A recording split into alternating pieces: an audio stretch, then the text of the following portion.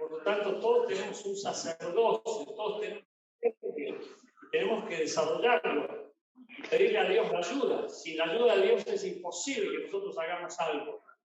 El Espíritu Santo es quien nos ayuda en nuestra debilidad, por eso tenemos que apelar a Él cuando nos sentimos potentes, nada. Y mucha gente se siente así, pero no le pide ayuda a Dios, y si se lo pide, no cree que Dios nos pueda ayudar, no cree que el Espíritu Santo pueda suplir todo lo que nos hace falta. Y es eso que terminan pecando por incredulidad. En primer lugar, vamos a ver que si nosotros queremos avanzar y conquistar, es decir, marchar y progresar, esa es la idea. Que cada martes, cada reunión, cada culto, cada día que tengamos un mensaje de parte de la palabra de Dios, sepamos que Dios nos va a ayudar a crecer más hacia la estatura de Jesucristo. A menos que hayas venido aquí simplemente para pasar un rato sin ninguna intención de recibir nada de Dios. Yo no creo que sea así. Por eso vamos a ver entonces, en primer lugar, en cuanto a los líderes, y dije bien que todos lo somos. El primero es el liderazgo, es un llamamiento. Dios nos llama a que nos levantemos, como dice el texto que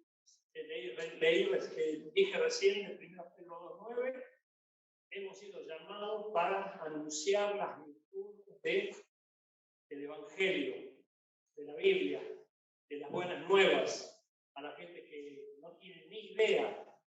¿Saben cuánta gente ni lee la Biblia? No tiene ni idea de la Biblia. Bueno, ¿quiénes van a darla a conocer? Quienes la conozcan, quienes la sepan. Y tenemos que ser obedientes en cuanto al llamado que Dios nos hizo, de pararnos, marchar y seguir constantes, firmes, para dar a conocer el mensaje glorioso del Evangelio de nuestro Señor Jesucristo.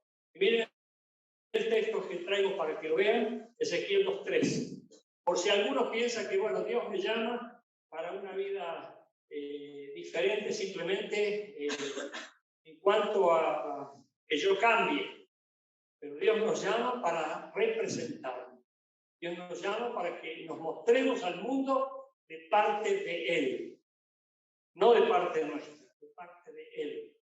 Él respalda nuestro ministerio. Él respalda toda la acción que nosotros podemos llevar a cabo si estamos haciendo su voluntad. Miren lo que le dice Dios a Ezequiel, el profeta, capítulo 2, versículo 3.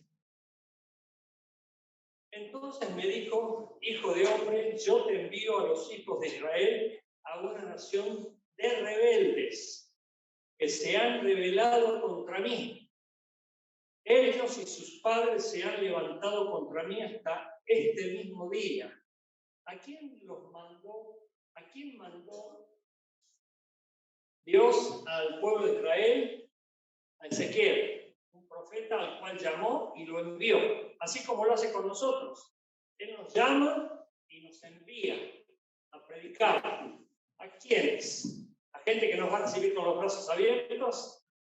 ¿A gente que nos va a felicitar y nos va a dar las bienvenida afectiva? Puede ser que sean gente como este tipo de gente que se habían rebelado contra Dios.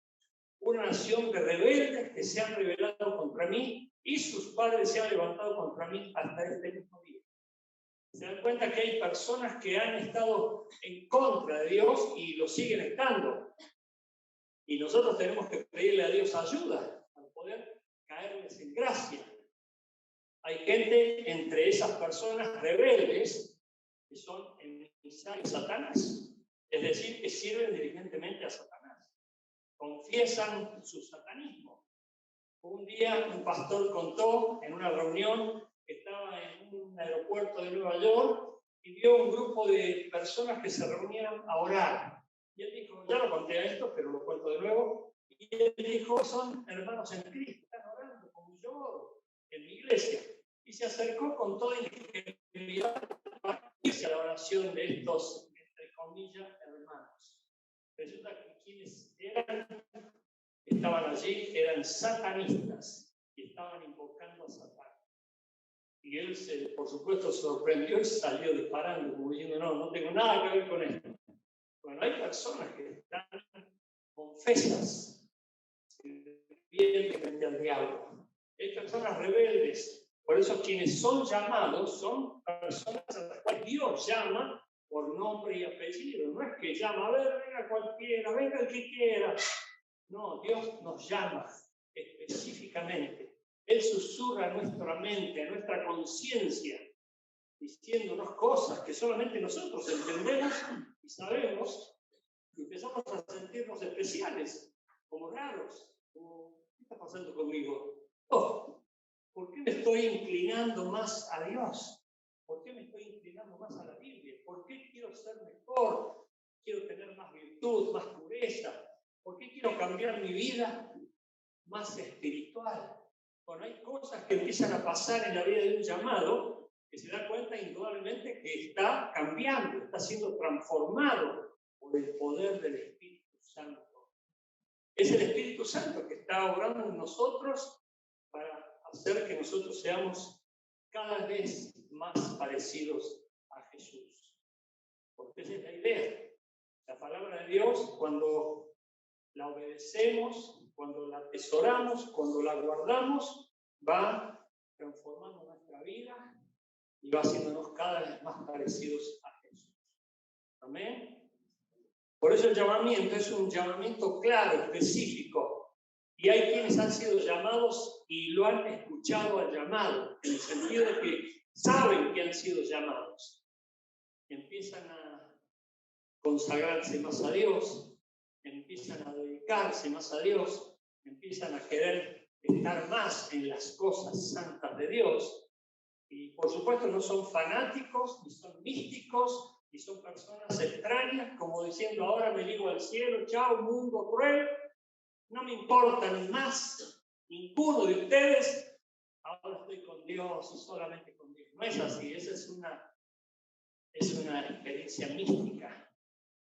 Por eso cuando estaban en el monte de la transfiguración, Pedro, Jacob y Juan estaban en un éxtasis, estaban en una gloria extrema, en algo que nunca se hubiesen imaginado experimentar, porque estaba Jesús transfigurado en el monte y ellos estaban allí como alucinando, estaban en una experiencia maravillosa, gloriosa. Es cuando vos estás en la misma presencia de Dios.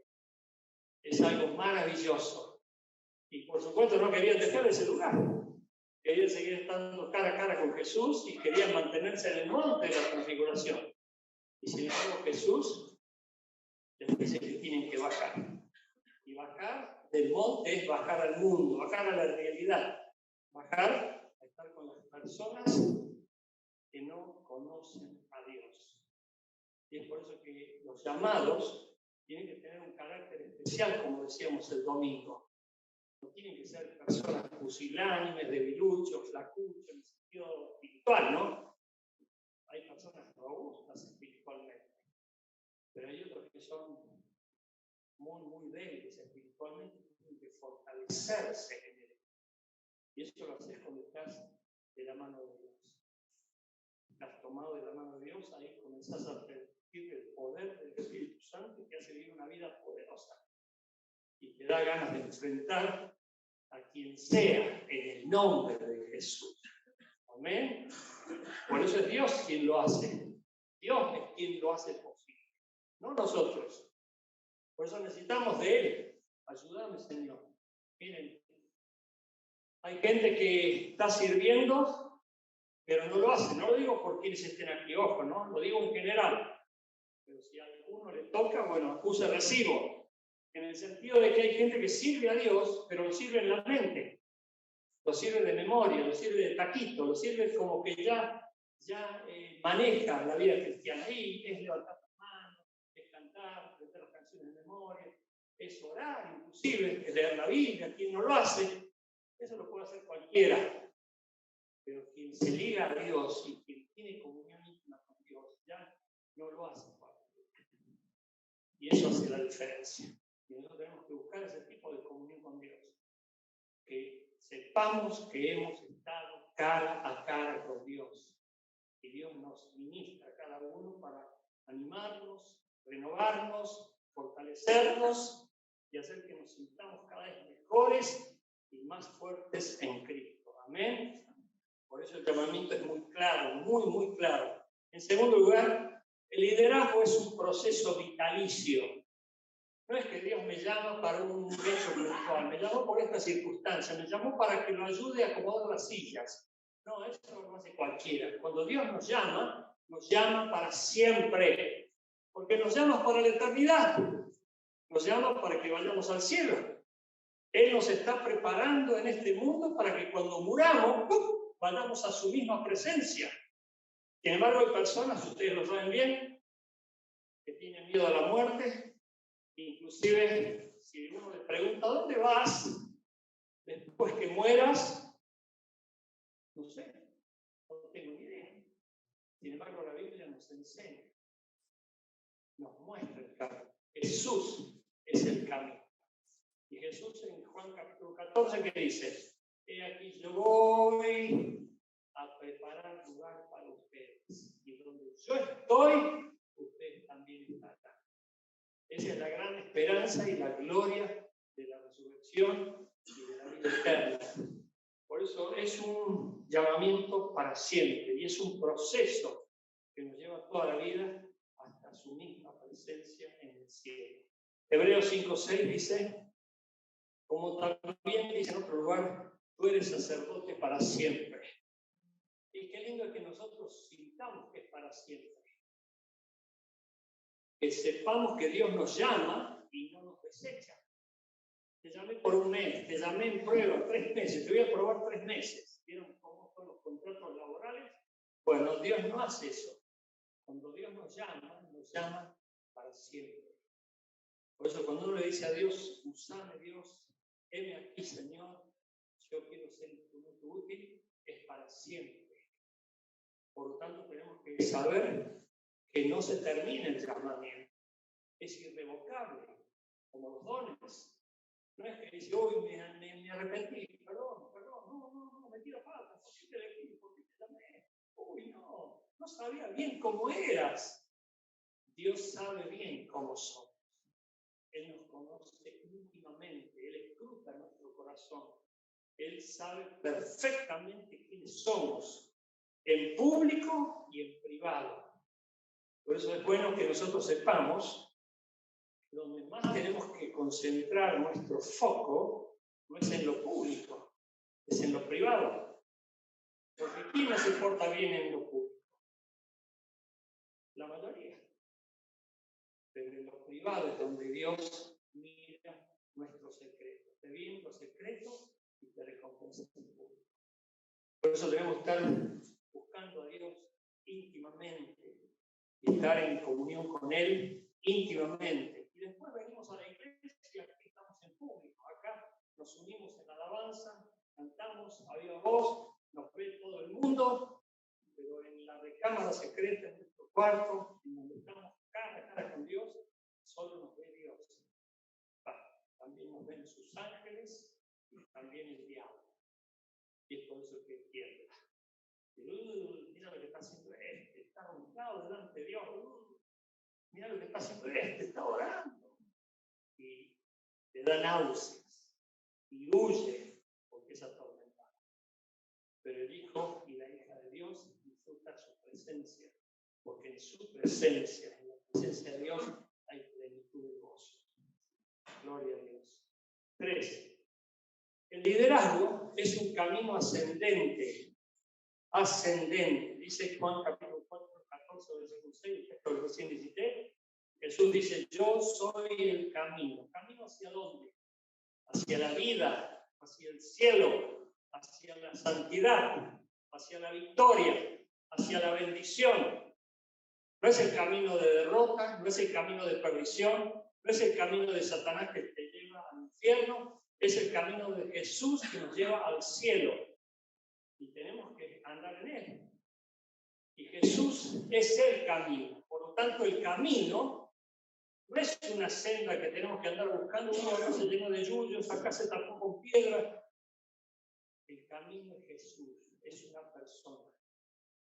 Por eso tenemos que buscar a Jesús en la Biblia y encontrarlo en sus mandamientos, en sus enseñanzas, en su palabra. Y es un camino que va a la vida eterna. Y Jesús dice, yo soy el camino, la verdad y la vida. Nadie viene al Padre sino por mí. Y nosotros tenemos que estar segurísimos de que estamos siguiendo ese camino. Y ese camino es ascendente, no es descendente. El camino descendente es al infierno, es el que te lleva a la derrota, al fracaso, a la miseria, al espanto, a andar arrastrándote. Ese es el camino del mundo y de Satanás. Pero el camino de Jesús es un camino ascendente. Por eso el líder tiene que ir creciendo, tiene que ir madurando, tiene que ir progresando, tiene que ir mejorando, no empeorando, no descendiendo. Además, tengamos en cuenta que estamos creciendo hasta la estatura de Jesucristo. Por lo tanto, tenemos que mirar hacia arriba siempre. ¿Y qué dice Pablo? Mirar las cosas de arriba, no las de la tierra. Por eso nosotros tenemos metas claras, concretas. Hoy le decía a una persona, vos tenés que ver los resultados. Si tus resultados marcan que tu vida va mejorando, progresando, gloria a Dios, aleluya. Pero si vos ves que tus resultados son pérdida, fracaso, ruina, quiebra, derrota, miseria, espanto, bueno, ¿qué haces? Hay que cambiar, porque no podés ser tan iluso de pensar que van a cambiar las cosas e inclusive va a cambiar el futuro haciendo exactamente lo mismo que venís haciendo ahora. Eso es necedad. Nosotros tenemos que pensar que si queremos un futuro diferente, tenemos que actuar de manera diferente y analizar, bueno, ¿qué hice mal? ¿Hay gente que me dijo algo al respecto? Y sí, tuvieron varias personas diciendo que cambiara esto, que cambiara lo otro, que mejorara esto, que mejorara aquello, pero les hice caso, les presté atención, no les llevé la punta. Bueno, soy sabio en mi propia opinión, y eso es necedad. Hay muchas personas así, porque hay quienes nos aman, y nos aman bien, y no quieren vernos sufrir, y nos dicen cambiar, mejorar, hacer esto, hacer aquello, y nosotros tenemos que ser personas que razonen, piensen, evalúen y tomen decisiones para honra y gloria de Dios. Pero tenemos que ir en un ascenso permanente. Amén. Así que esperemos vernos muchísimo mejor que hoy, mañana. Amén. Así que decía que tenés al lado, espero que cambie, por favor. Bueno, no seas tan cruel. Seguimos. 4. El liderazgo bendecido está bajo cobertura. Dice en 1 Tesalonicenses, capítulo 2, versículo 7, tiene que texto tierno, y qué expresión tan linda dice Pablo, cuando le escribe a los tesalonicenses, dice en 1 Tesalonicenses, capítulo 2, versículo 7, antes fuimos tiernos entre ustedes, como la nodriza que cuida con ternura a sus propios hijos. ¿Tienen cómo explica Pablo de qué manera él discipulaba a la gente y cómo hacía su ministerio de líder? Cómo él se relacionaba con las personas a las cuales estaba formando para ser líderes como él. Y es el ejemplo que nos da a nosotros. Así como una nodriza cuida con ternura a los que está cuidando como si fuesen propios hijos, bueno, así lo hizo Pablo con los que estaba formando en su ministerio. Y les quiero leer otro texto basado en Hechos 20, fíjense, versículo 1, tomen nota, no está en la pantalla, pero en Hechos, capítulo 20, versículo 1.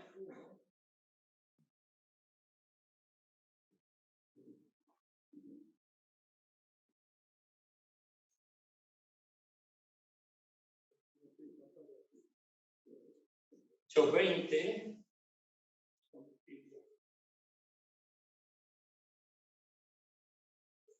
miren lo que dice Pablo aquí, que uno puede sacar el perfil de Pablo como líder.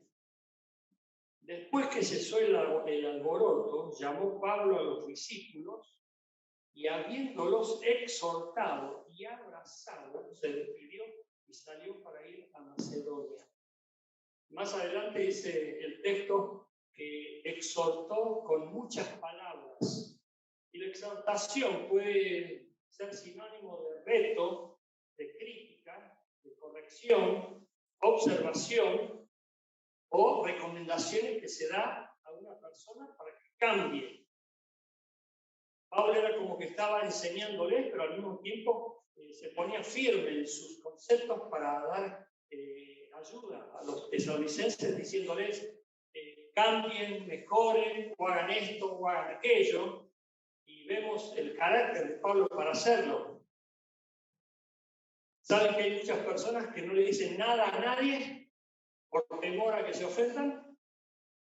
¿Por temor a ser rechazados? Como me dijo alguien una vez, cuando me contaba una situación que era prácticamente un chusmerío, como diciéndole, pastor, fíjese, fulana hizo tal cosa y me habla de, ay no, pastor, se va a enojar. Y puede ser que se enoje. ¿Pero qué dice la Biblia? Puede ser que si vos le observas a alguien algo, puede ser que se enoje, puede ser que se ofenda. ¿Pero qué dice la Biblia? Exhorta al sabio y ganará su aprecio. Exhorta al necio y ganará su odio. Nosotros tenemos que saber con quiénes estamos. Cuando vos le decís algo a alguien que necesitas que cambie, y esa persona se le trasmuda el rostro con bronca, te das cuenta que está con una bronca bárbara contenida, bueno, ahí agárrate fuerte, porque te puede trompear o te puede cortar menos 10. Pero vos tenés que saber que los líderes estamos de parte de Dios. Y tenemos que tener convicción de decir las cosas que Dios nos pone y no caprichos personales. Por ejemplo, un líder te puede observar cómo hablas. Si sos boca sucia, puede ser que un líder te diga, no hables de esa manera. Imaginás esas palabras en la boca de Jesús. Y vos a lo mejor decís, es mi forma de hablar, es cultural, ya estoy acostumbrado. Toda mi vida hablé de esa manera. Bueno, ¿quién puede cambiar? A lo mejor un líder te puede observar cómo te vestís. Y mucho más si venís con la ropa muy apretada, bueno, puede llamarte la atención. A veces tenés cuidado, tenés prudencia, no busques llamar la atención del ser después. Eso es correcto.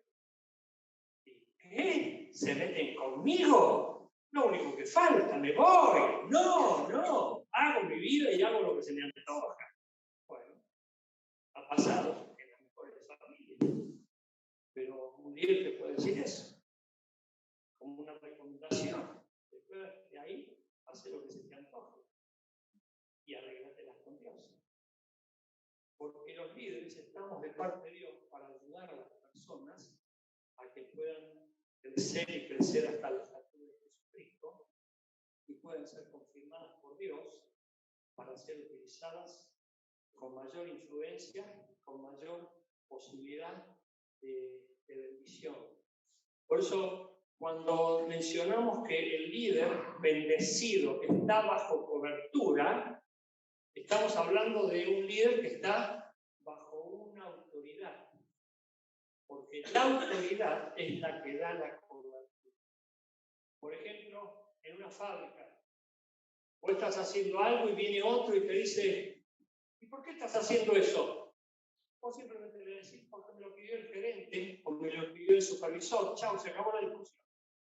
Andá, arreglátelas con el gerente y andá, arreglátelas con el supervisor. Pero no tenés por qué. Porque ha pasado eso. De gente con una autoestima baja, que vino otro y le dijo, ¿por qué estás haciendo eso? Se fue ofendido. Y nosotros tenemos que enseñarle que está haciendo algo bajo cobertura. Y la cobertura te la da la autoridad. ¿Por qué haces eso? Porque mi papá me autorizó. Chao, se terminó la discusión. ¿Por qué haces eso? Porque mi líder me autorizó. Chao, se acabó la discusión. Por eso la autoridad es la que te da la cobertura. Y nosotros necesitamos estar bajo cobertura.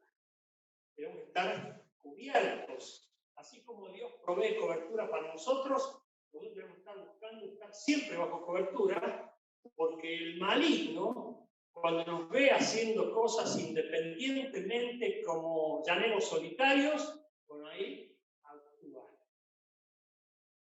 Yo les conté el caso, estaba viendo un video donde había un productor, había un predicador en inglés y el traductor estaba traduciéndole en español. Y resulta ser que el que predicaba en inglés sabía el español, sabía bastante el español. Y resulta ser que está diciendo toda una frase en inglés y el que estaba traduciendo en castellano estaba diciendo cosas diferentes. Y este que estaba predicando en inglés se quedó así. Y se quedó mirándolo como diciendo, ¿qué estás haciendo? Te estoy escuchando, no estás diciendo lo que estoy diciendo yo. No le dijo de esta manera, yo se lo estoy diciendo a usted para explicárselo. Pero se quedó mirándolo y era bien evidente porque quienes saben inglés se dan cuenta que el otro dijo cualquier cosa menos lo que dijo el predicador en inglés. Y le hizo así, espíritu independiente, en español. Bueno, cuando tenemos un espíritu independiente, estamos fuera de cobertura. La cobertura la da la autoridad. Por eso es bueno que nosotros actuemos bajo cobertura. Voy a hacer esto, pero mi autoridad lo sabe. Voy a hacer aquello, pero mi autoridad me autorizó. Y eso es lo que nos permite a nosotros proyectarnos sin ninguna limitación. Y es eso lo que da orden en todo lugar, en casas, en empresas, ministerios y donde sea. Y en el siguiente punto, el liderazgo bendecido, y el último, es multiplicador. Dice 2 Pedro capítulo 1, versículo 8, si estas virtudes están en ustedes y abundan, no les dejarán estar ociosos ni estériles. Lo más triste es un ministerio estéril, es un ministerio infructífero, es alguien que no tiene frutos, alguien que no tiene posibilidad de multiplicar su ministerio. Y nosotros tenemos que pedirle a Dios esa capacidad de ser fructíferos al 30, al 100, al 50 y al 100 por uno. Y qué lindo es que nosotros pidamos eso a Dios. Dios, ayúdame a ser una persona fructífera. Dios, quiero multiplicar mis células, quiero multiplicar mi liderazgo. Quiero que muchos más surjan de mi ministerio, personas llamadas y formadas por el poder de Dios. Y Dios va a darte esa posibilidad porque es lo que Él desea. Pedir a Dios la posibilidad de ser un líder de multitudes, de ser una persona que lleve a muchas personas a los pies de Cristo. Pedirle a Dios la posibilidad de multiplicar células, de convertirte en una de las ramas celulares o una rama celular muy fructífera, con un montón de células en un montón de lugares. ¿Y por qué no en otros países? ¿Quién te dice? O en otras provincias. Algunos de ustedes ya tienen células en otras provincias. Pero qué lindo seguir multiplicando y creciendo y creciendo. Y Dios cumple sueños. Eso es lo más lindo. Dios nos ayuda para que nuestros sueños se lleven a cabo. Él suple las necesidades y aún satisface las necesidades más simples. ¿Cuántos lo creen? Ponete de eso, por favor. Vamos a pedir que Dios esté obrando conforme lo que hemos escuchado, que Él esté ministrando a su pueblo, pero que salgan de aquí líderes poderosos, llenos de virtud y llenos de ganas por hacer cosas para la honra y gloria de Dios. Cierra tus ojos y te invito a levantar tu mano al cielo, por favor. Levanta tu mano al cielo. Señor, mira estas manos que se levantan, llénalas de tu gracia, tócalas, úngelas, que sean manos bendecidas para que cuando toquen a alguien enfermo, esta persona sea sana, para que también puedan impartir bendición por donde vayan. Libéralos de yugos, de cosas inmundas, malignas, de ataques, de acechanzas, y no solamente a todos los que estemos aquí, sino a toda nuestra parentela, que tu bendición les alcance, y aún devuelve todo lo que el diablo robó. En el nombre de Jesús te lo pedimos con acción de gracias. Y esperamos en ti, Señor, confiados de que vas a añadir lo que nos hace falta. Por eso no tenemos que afanarnos, ni turbarnos, ni ansiarnos, sino descansar en tu presencia y hacer todo lo que estás esperando que hagamos. como personas diligentes, esforzadas, valientes y consagradas a Cristo. Glorifícate en medio nuestro y que este ministerio avance y conquiste muchísimo más terreno para la honra y gloria de tu precioso nombre. Y en Cristo Jesús oramos.